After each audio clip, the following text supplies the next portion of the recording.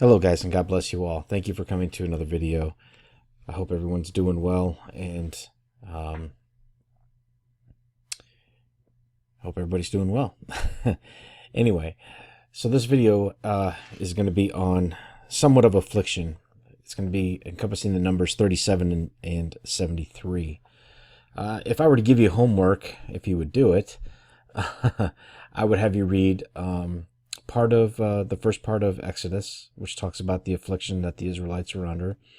And I would also have you read Psalm 37 and Psalm 73, which we might go over at the very end of the video. The importance of these two Psalms is really, it highlights two things. It highlights the affliction of the believer and how he perceives everything that's going on around him in Psalms 37. And then in Psalm 73, it talks about the prosperity of the wicked, how it seems that the wicked just constantly get over, no one can touch them, nothing happens to them, they don't get sick, they're beautiful, they don't have weight issues, etc. So, but I'm going to take a little different twist on it and talk a little bit about some things in Washington that might open up some people's eyes, and that's my prayer anyway. So let me start off with this, that first off, I have nothing against President Trump, and in a sense that, I want him to succeed like any president. I've since 18 years old, I've served my country. I'm 50 years old, and it just, obviously I want a godly nation. And many people think that Republicans, of course, are the godly people. And that's not the case always. Okay. What I would tell you is this is, since 1973, abortion has been the law of the land. How many Republican leaders, including presidents, have we had that's turned that around in some way, shape, or form? And the answer would be, well, we had Reagan, we've had both Bushes, we've had Trump, we've had, I'd have to look, my mind's drawing a blank. However, I know Clinton, Obama are in there, everything else. The problem is, guys, is that nobody has taken a stand on God's authority, and no one's taken a stand to end this. It's got to end. You see this counting. This is constant, and it never ends. There's always, good news of, hey, I went to a parade and, the president declared Sanctity of Life Day on January 22nd, 2020. But what really happened? What action occurred? These are still occurring every second. All right. And God does not look at, well, he went to a parade, or he did this, or he did that. If you're in a position of power, or you're in a position of authority, God's put you in that position of power and authority to stand up on his word, not to hide behind what's comfortable, what's easy, what maybe, what maybe feel good in your own mind. This has to stop. Judgment is coming, and the main reason because judgment is coming is because of this right here. Look at this in God's eyes. If you continue to tell a child, and you continue to correct a child and tell them, hey, this action's it's not good. You need to stop. You need to stop. At what point does the child get a spanking? At what point does the child get punished? And that's exactly what we're doing. This is heaping piles upon piles upon piles of judgment. Okay. All right. So that's where I'm at. Again, I don't dislike Trump. I don't dislike anybody. I want people to succeed. I want this country to succeed. However, God sees this. Okay. This is what he sees right here. Who is protecting my innocent? Who is standing up for my innocent? Who is going to stand up and save these babies? Who is going to get on national TV and say, it ends tonight? Not another federal dollar is going to Planned Parenthood. It ends now. Okay, granted, might lose his job, might get killed, anything could happen. It might work. Who knows? God might say, you know what? That's enough. and I will give him everything to empower him to make that happen. But sadly, it hasn't happened, and here we are. Okay, so we just passed the landmark. I just talked about it, January 22nd, which marked 46 years of Roe v. Wade. I thought 46 was an interesting number, considering 46 chromosomes or 23 pairs in each human cell. It is this year of 1973 that our country took a major turn for the worst. Okay, 1973 till present day is not much time in the sight of God, but for us much has happened. We established abortion law as law of the land. To overturn it, we would have been a major undertaking. Sadly, nobody has stepped up to the plate to take on that major undertaking. Instead, what's worse is the laws have become more and more unrestrained on abortions. You have partial birth abortions, post-birth abortions. Teens can get abortions without parental consent, the whole 9 yards. Okay, so they become much more unrestrained. I also feel that this law spearheaded many other laws with diabolical significance, and they've all followed suit. Once you pass something, be prepared for it to manifest into something more evil, to get exploited more. Okay, so this topic that we're going to talk about a little bit here is not going to be a document you'd want your children to watch. Okay, there's going to be some male anatomy and female anatomy in here, things of that nature, fornication. So just keep that in mind with whoever's watching this. If those things bother you, then by all means, please go to a different video. All right, the Washington Monument is what we're going to start with first. So many people have talked about the Washington Monument and it being a phallus or an obelisk, showing Egyptian origins, things of that nature. You could look at this Washington Monument for probably weeks and study it, and there's a lot there. The bottom line is it's a phallus. Okay, it's a penis. It's a obelisk, and this represents the seed of the enemy. Okay, the DNA that goes forth into the womb. Okay, so you have this conception that's taking place. All right, and I'll show you the female receptacle here in just a minute. So this goes forth into the womb. Lies, everything that Satan stands for. Lies, murder, deception, false light, schemes. False light being a sense of thinking that you are on the right path or a right guidance, that you are listening to the Lord, that you think this is okay, and it's a false light. His schemes, his travesty, trickery, all right, deception, steal, kill, destroy, pride, idolatry, all these things is what he stands for. It's what makes him up. So what makes him who he is. And this phallus, obelisk, is the representation of the enemy spirit in this country, in this world. Okay? All right. So we know the as above, below. As above is below. Okay, which is exactly what you have in the reflecting pool. It's the vain show, the reflection, the vanity, the vain show that we talked about in the video, the vain show. And this is just exactly what he thinks of himself, okay? That this is his image, that this is his image right here of what he wants to portray in this world, of this country, all right? So the Washington Monument is an obelisk, National Mall, built to commemorate George Washington. All right, so I'm going to be talking about George Washington here a little bit, and you're probably going to be thinking, what in the world is this guy saying about George Washington? What I want you to think about is I want you to think about George Washington in the perspective of the father of our country, okay? The father of our country. Now, I am not saying that George Washington is the Antichrist or he was an evil person or anything of that nature, but it is a symbolism that George Washington is used to kind of explain this, okay?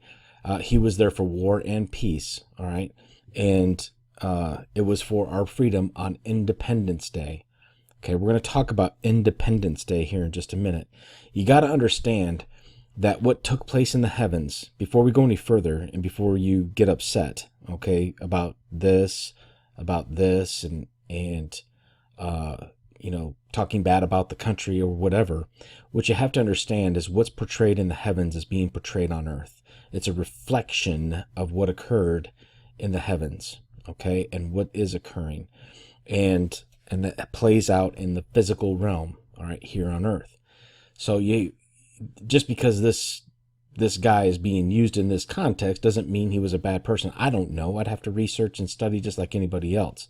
But it is there is a connection here, and you will see it, okay? Obviously, father of our country, president of the United States. This is the reflecting pool, and the monument is made of marble granite, and I thought this was interesting. Bluestone Genesis, all right, which goes back to the Garden of Eden, all right, being Genesis, the beginning. The world's tallest stone structure, 555 feet, is the height of this phallus. 555 feet converted into inches is 6,666 inches. Now, some will say that there's also 111 feet below the surface here. I didn't find anything to confirm that. That I don't know. Okay. There actually is a mini, which I thought of mini me for some reason, but there is a mini obelisk off to one side here. I didn't really get into it too much, but it actually does exist. It's a replica essentially of this in a much smaller scale. All right. So it took a period of 23 years, or it was halted, I'm sorry, from 1848, which just goes back to different numbers. But anyway, halted for a period of 23 years, which took me back to the chromosomes, 23 pairs of chromosomes, from 1854 to 1877 due to lack of funds, struggle for control of the Washington Monument Society, Civil War, and everything else that goes along with that. All right. Wasn't completed till 1888, which is probably an interesting number if you were to look it up in Strong's. I didn't get that route. That's some homework you can do on your own. I thought this was interesting. Here we go. So, the cornerstone was laid on July 4th, which we know is our Independence Day. We know Jesus Christ is our cornerstone. So what's the message here? Well, if you look at Independence Day, and we're going to kind of get into it here in just a little bit, Happy Independence Day, but I find it interesting. I might wait till we get there. But the cornerstone was laid on Independence Day, July 4th. All right. 1848, the first stone was laid on top. Here we go. The capstone was set December 6th, 1884, which was the day of Pearl Harbor, which goes back to a lot of other studies about Pearl Harbor and it being a false flag.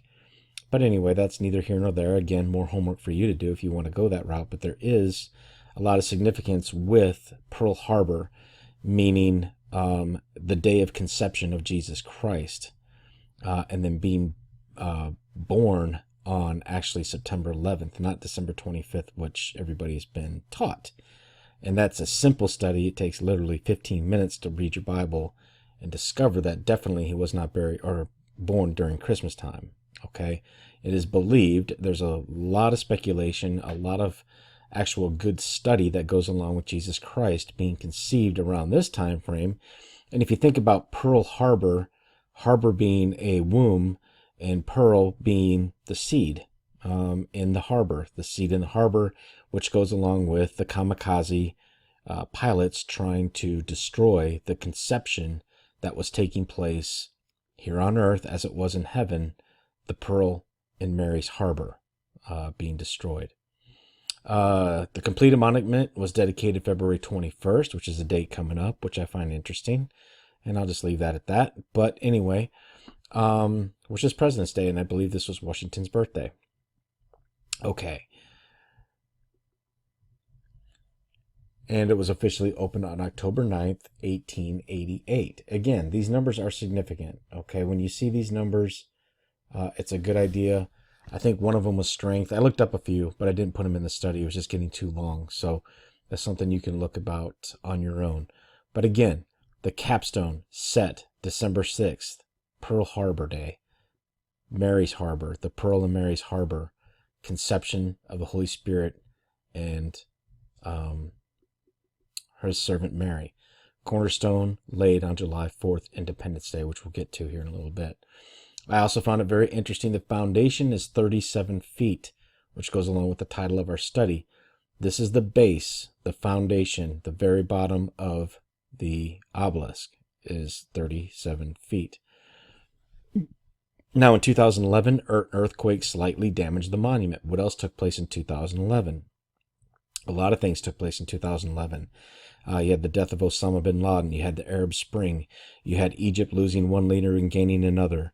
You also had the earthquake at Christchurch that killed 360 people. All right, so there's a lot of things that went on in 2011. I believe this was a time frame of a beginning of an awakening that occurred. Okay, George Washington, the father of our country, the first in war, first in peace, the first in the hearts of his countrymen. Now we know the Antichrist is going to wage war. We know he's going to have a false peace. And we know that his mark is going to be in every single person that takes it, which will be many that will take it. And this coincides, I believe, with, and bear with me, all right, this coincides with being in the hearts of his countrymen, coincides with the mark of the beast, being in those that worship him. They will be a forced worship of the beast, because those that take the mark will have some sort of DNA altercation that will take place to, I believe it says, hive mind. They'll have one mind to worship this beast in Revelation. He was the dominant military and political leader of the United States of America.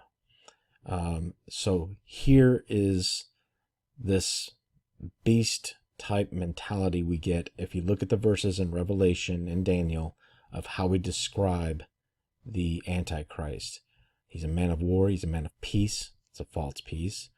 And all those will wonder after the beast who can make war with him. Hive mind, they will worship him. Everybody will bow down to him or be killed. Okay? So this is the beginning here of some sort of, what's going on? Why is this reflecting that, essentially?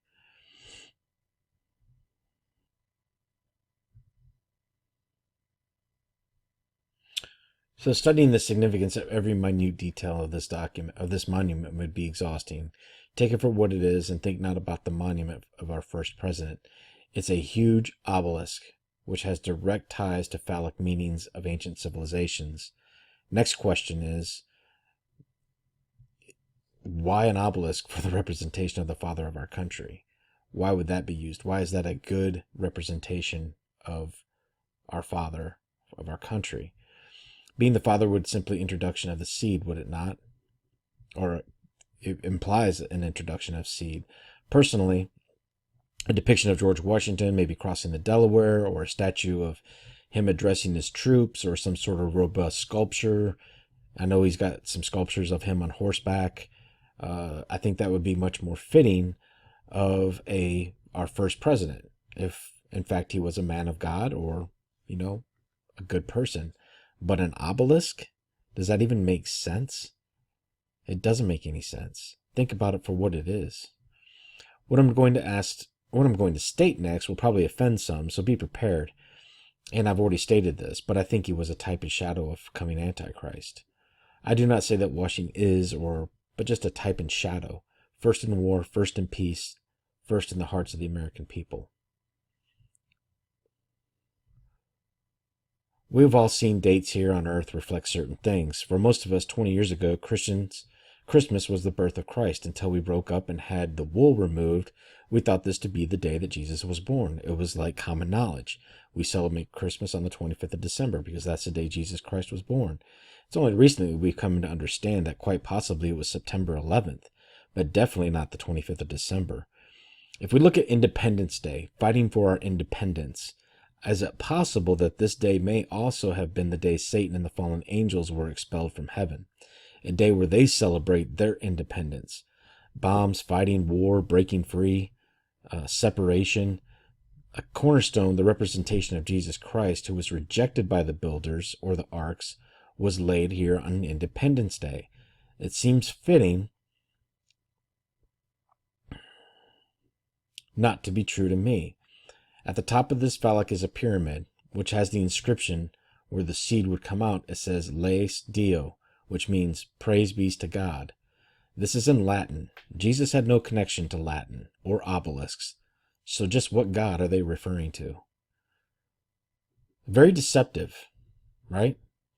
We always see these license plates or, praise be to God or in God we trust. It's on our money. Just what God are they talking about? Written in Latin. Jesus had no connection with Latin. None whatsoever. Obelisks? For the father of our country? Our first president? Our war hero? Does it make sense? Independence Day. This is the day we celebrate our independence. They broke off. They left. They wanted to do their own thing. And there was a war in heaven.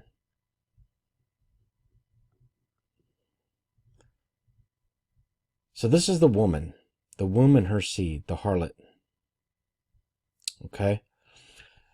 So what you have here is the capital overlaid by the woman's reproductive system. The fallopian tubes where the eggs come through and travel down the fallopian tubes to get fertilized by the male. 37 feet at the base of the phallus. There is the Washington Monument upside down. Now there are 73 stars. I'll show you those here in a minute, real quick. They're right here. This little oval right here is the top of the Capitol building, which you'd be looking at the opening of the womb. We'll get to all this here later. But this opening right here has 73 stars. 73 or 37 at the base. 37 meeting 73. I don't want to be too graphic, but I'm sure some of you may have heard the term. Well, I'm not going to say it, but just full conception. The male completely into the woman's vagina. All right? Just keep that in mind.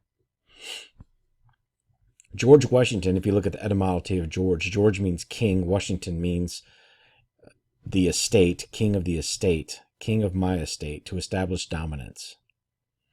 These ovaries are the House here and the Senate over here, I believe.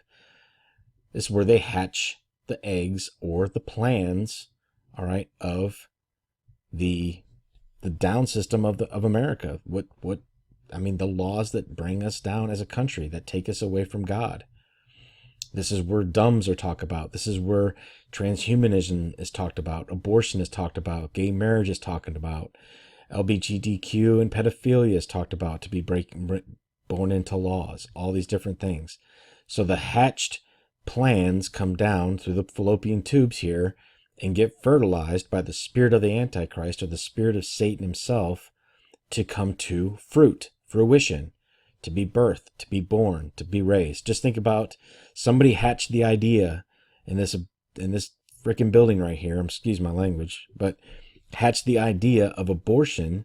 It traveled down, it got conceived, and it came to fruition. And now it's grown into this ugly law of, hey, post-birth, after birth, third trimester, teens don't need consent, the whole 9 yards, selling the baby parts, all these different things. So it started off as maybe a normal, we'll call it quote unquote normal law, has grown into something extremely diabolical. And that's the fruit. The fruition came to fruition. It grew up. It was birthed, born, and now it's grown. The harlot mother who fornicates with gods whom she does not know, daughter of Babylon, daughter of England. Here's the womb right here. Again, the fallopian tubes, the House, the Senate. I believe the Supreme Court's right here. I'm not sure. There's some sort of hall in here. And this is where the plans are, quote unquote, hatched. They hatch plans and the serpents of serpents, not to help the people, but to destroy the people. Just like in the female anatomy, the eggs travel through the corridors of the womb to be fertilized to come to fruition, fruit or child. In the Bible, if you're unfamiliar, fruit and child mean the same thing. Take the law of abortion, for example. It was hatched, released, fertilized, birthed, and then cared for and nourished. And see what it has become today. It's this ugly kid. Teens without parental consent, partial birth, post-birth, so on and so forth. And these laws are fertilized with the intent from the seed as previously discussed. There's very little good in any of them. When conception occurs in the human body, there is a flash of light. The Father in heaven is that light, his Son Jesus. Through him all things are created. Here in this illustration, there is a false light, a false promise, a false hope. The only place for our hope and faith is in Jesus Christ, not the false system or the false light. All right.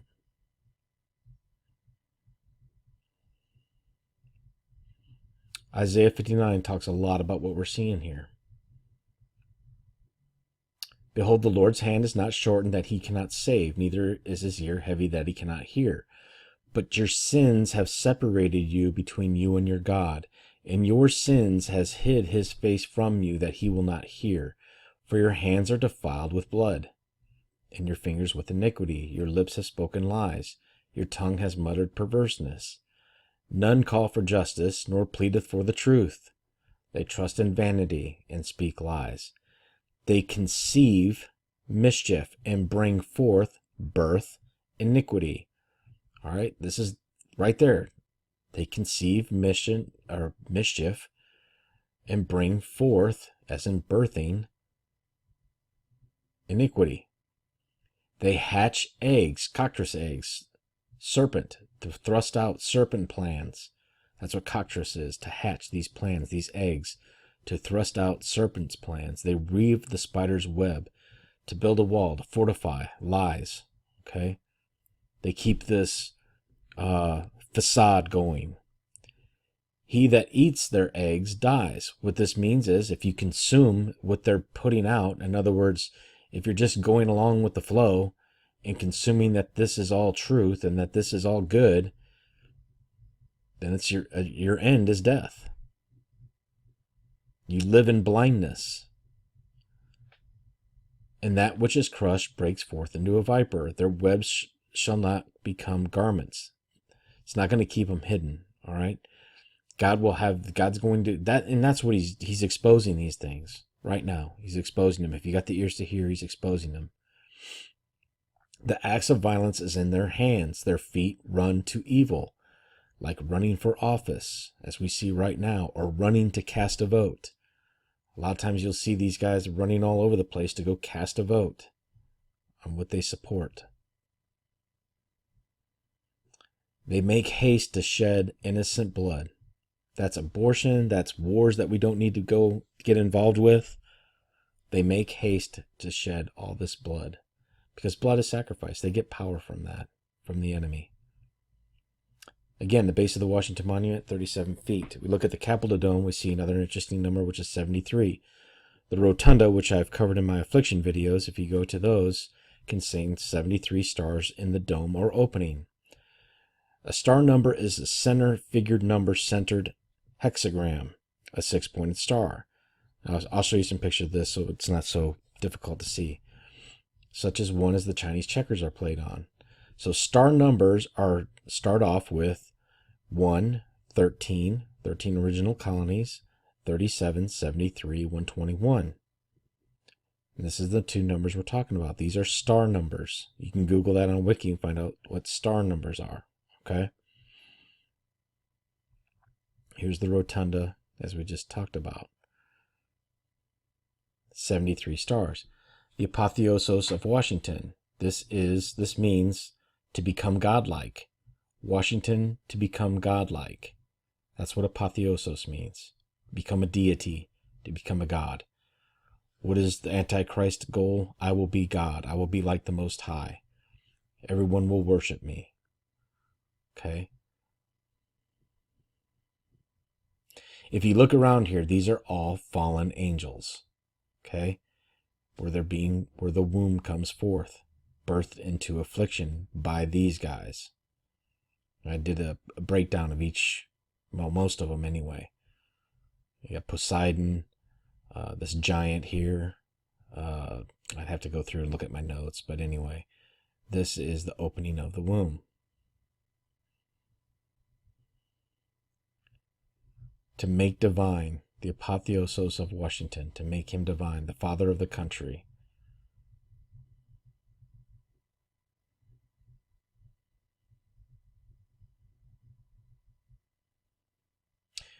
All of the stars above are 5-pointed pentagrams, okay, meaning 5, but they're also called a polygram, which means more than one. So a pentagram or a septagram, they're both called polygram. Polygram just means more than one, or of sides. You also have hexagrams, septagrams, etc. So we're going to talk a little bit about hexagram for a minute, okay? The hexagram is a 6-pointed star, much like the police officer's badge that you may see.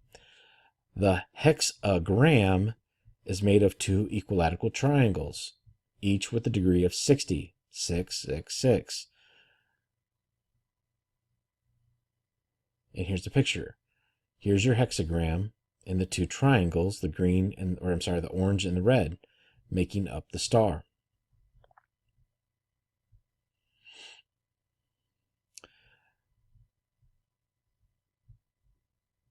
So hexagon essentially is the inside that is the shape, okay, not the star. All right, so it's a polygon. That's what it is, a 6-sided polygon.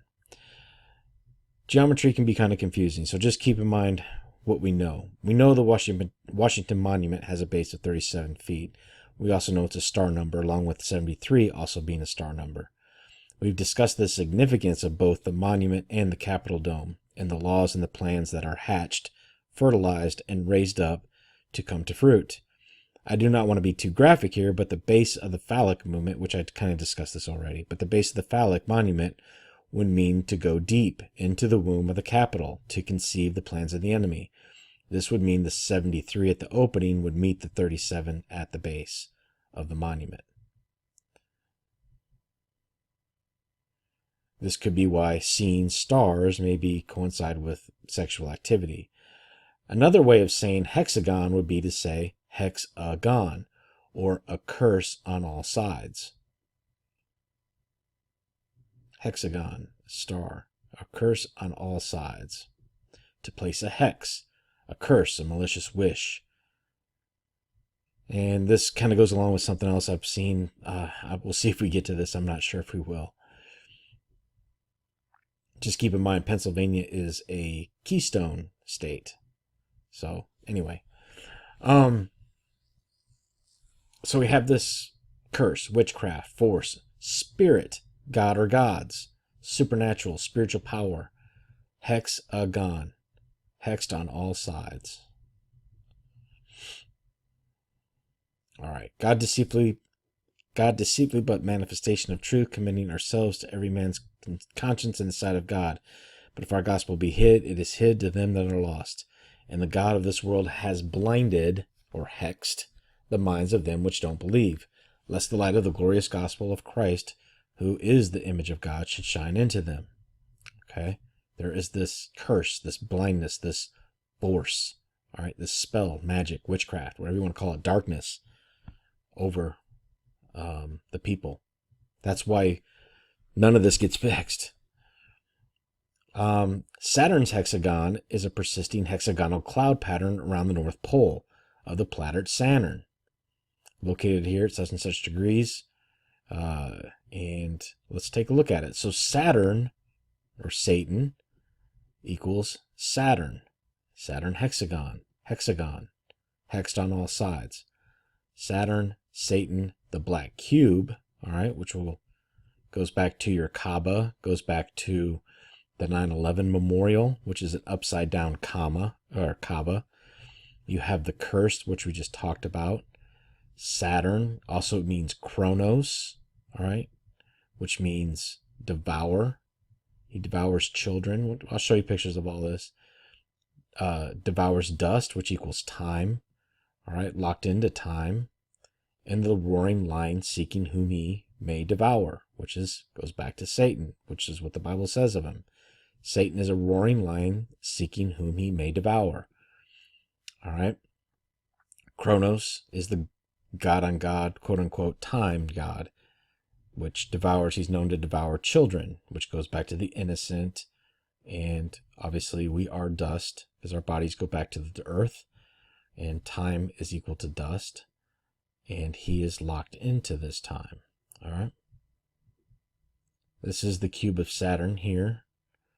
This is a picture of Chronos from Wikipedia eating a child. Okay, there's many pictures of this. This is a bad one, but there's quite a few pictures of the black cube of Saturn. All right. So as I begin to search these numbers out, I got a confirmation that I was on the right track, and it's through a singer, which I'll tell you about. And his name is Ingram, and he went by Graham Parsons. I knew nothing about this guy, never heard the name, never knew anything about him. But if you just look at his name and what we just learned thus far, it would be this: hexed the people and the angels on all sides. That's what Parsons means. Parsons means people. Okay, if you look at the etymology of Parsons, and we talked about Graham, hexed, the people, and Ingram actually means angels. Okay, Ingram, angel, the angels. So, hex the people, which is Parsons, and the angels on all sides. That's what his name means, essentially, from what we just learned. Parson, see person, person of the church. Ingram Parsons. And Ingram Parsons just so happened to release an album in 1973 with his band of the Fallen Angels called Live.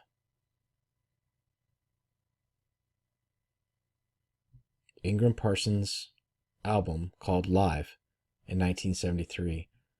Graham Parsons and the Fallen Angels.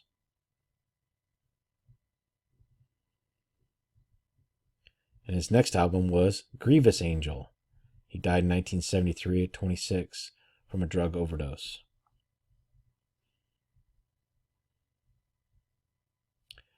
His dad was a World War II flying pilot. He received the Air Medal, and he was at the attack on Pearl Harbor. That goes back to our capstone being set. On the day of Washington's birthday, February 22nd, or day of or day after, I'm not sure, I'd have to look. That was a turning point in his life. That's when he decided to pursue musical interests. He went to Harvard.